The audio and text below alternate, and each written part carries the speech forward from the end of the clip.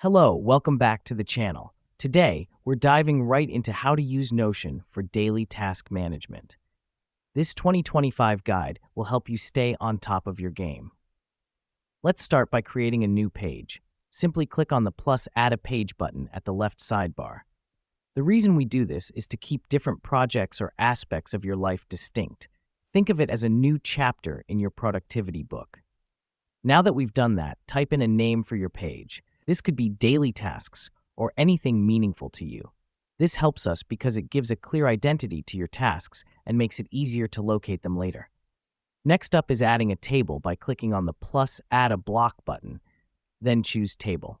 A table allows us to organize tasks in a structured way, making it easier to track progress and deadlines. Once you've added your table, it's time to customize the columns. For daily task management, you might want columns for task name, status, priority, and due date. To do this, click on the property name at the top of each column and type in your preferred title. The reason we do this is to create a system for organizing and prioritizing tasks based on your needs. Now let's add some tasks. Click on the plus new button at the top of your table and start typing your task into the task name column. This is where the magic happens. Your tasks are now in a clear, structured format, making it easier to manage your day. And here's what's happening behind the scenes. Notion is creating a database for your tasks.